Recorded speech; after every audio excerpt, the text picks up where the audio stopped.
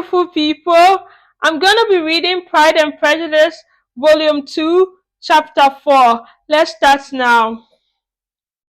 With no greater event than this in the Longbourn family and otherwise divers- diversified by little beyond a walk to Meryton, sometimes dirty and sometimes cold, the January and February passed away. March was to take Elizabeth to Hertford.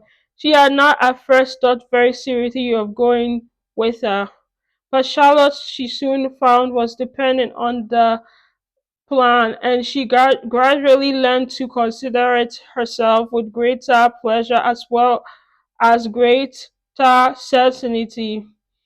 Abs- Absence had increased her desire of seeing Charlotte again, and weakened her disgust for Mr.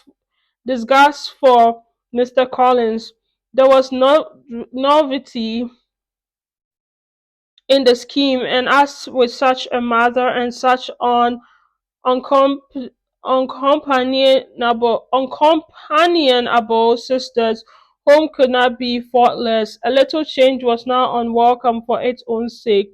The journey would moreover give her at a peek at Jane, and in short, as the time drew near, she would have been very sorry for any delay. Everything, however, went on smoothly and was finally settled according to Charlotte's first sketch. She was to accompany Sir William and his second daughter. The improvement of spending a night in London was added in time, and the plan became perfect plan could be. The only pain was in leaving her father, and would certainly miss her, and who, when it came to the point, so little liked her going, and then he told her to read to him, and almost promised to answer her letter. The farewell between herself and Mr. Wickham was perfectly friendly. On his side, even more, his present pursuit could not make him forget that Elizabeth had been the first to excite and to deserve his attention, the first to listen and to pity, the first to be admired, and this manner of bathing her diode. Let me look up this word. Adieu. Wishing her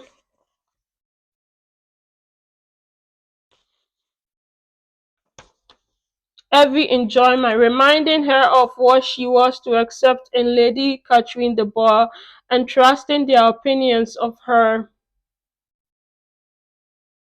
The opinions of everybody would always coinci- coincide, coincident, and there was a solicitude, an interest which she felt must ever attach her to him with a most sincere regard, and she parted from him convinced that whether married or single, he must always be a model of the amiable and pleasing. Her fellow travellers the next day were not of a kind to make her think him less agreeable.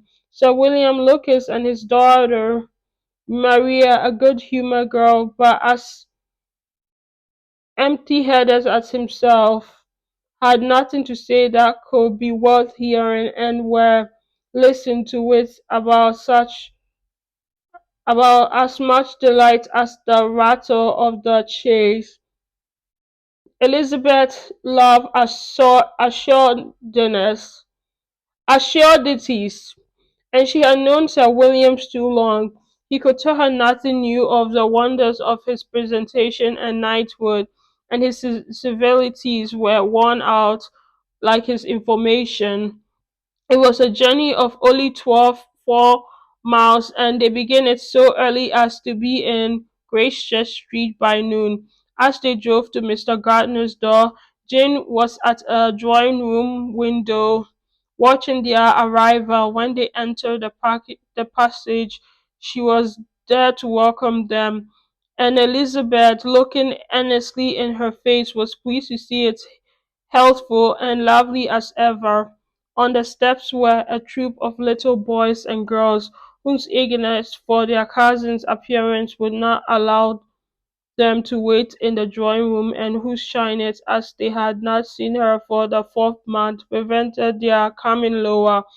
All was joy and kindness. The day passed most pleasantly away, and the morning in Bastille and shopping, and the evening at one of the theatres.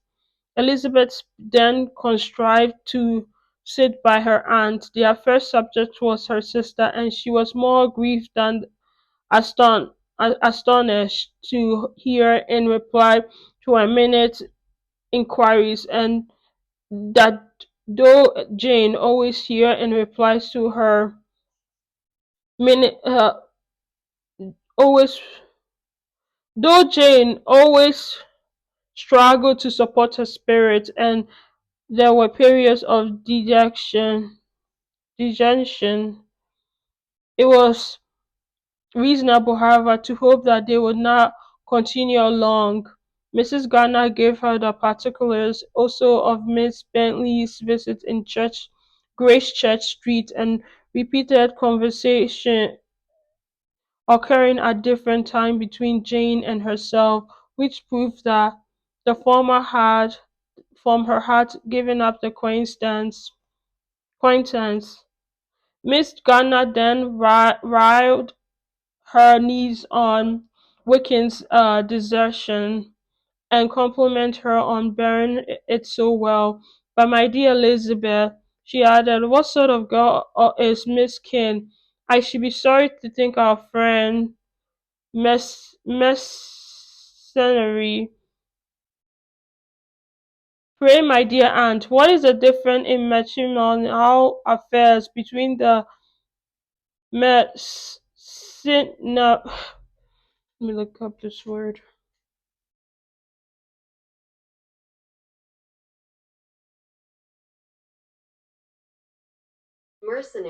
Mercenary and the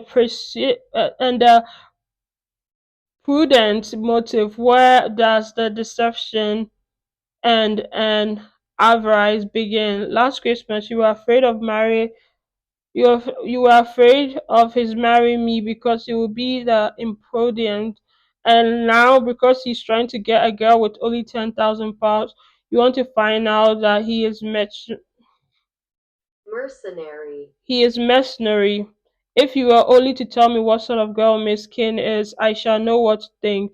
She's a very good kind of girl. I believe I know no harm of her, but he paid her not the smallest attention till her grandfather's death made her mistress of this fortune. No, why should he? If it was not allowable for him to gain my affection because I had no money, what occasion could there be for making love to a girl whom he did not care about, and who was equally poor? But there seems in delicacy in directing his attention towards her as soon as soo- so soon after this event. A man in distressed circumstances has not time for all those elegant decorums which other people may observe. If she does not object to it, why should we? Her not objecting does not justify him. It only shows,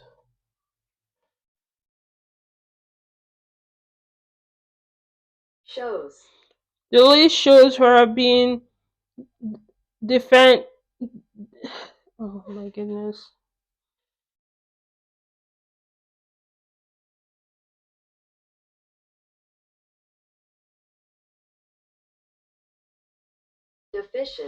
Deficient in something herself, sense or feeling. Well, cried Elizabeth, have it as you choose. He shall be mercenary, but she shall be foolish. No, Lizzie, that is what I do not choose. I should not be sorry, to think ill of a young man who has lived so long in Derbyshire. Oh, if that is all, I have a very poor opinion of a young men who live in Derbyshire, and their intimate friends who live in Hertfordshire are not much better. I'm sick of them all. Thank heaven, I'm going tomorrow where I shall find a man who has not one agreeable quality, who has neither manner nor sense to recommend him. Stupid men are the only ones worth knowing after all. Take care, lazy. The speech servers strongly of this disappointment. Before they were separated by the conclusion of the play, she had the unexpected happiness of an invitation to accompany her uncle and auntie in the tour of pleasure which they proposed taking in the summer. We have not quite determined how far it shall carry us, said Mrs. Gardner, but perhaps to the lakes. No scheme could have been No scheme could have been more agreeable to Elizabeth, and her acceptance of the invitation was most ready and grateful. My dear aunt, she rapturously cried, what a delight, what a felicity! You give me fresh life and vigor. Oh my goodness. Let me look up this word. It's a French word, I think. I due to disappoint and spleen. What are meant to rocks and mountain? Oh, what hours of transport we shall spend, and when do we return? It shall not be like other travelers without being able to give one accurate idea of any. We will know where we have gone. We will collect what we have seen. Lakes, mountains, and rivers shall not be jammed jammed together in our imagination, none when we attempt to describe any particular scene. Would, would we begin quarreling about its relative solution? Let our first if effusions be less insupportable than those of the generality of travelers. I'm done reading it. I'm gonna read the next chapter tomorrow. Yeah. Thank you. And I'm proud of myself for reading this. Yeah, very proud.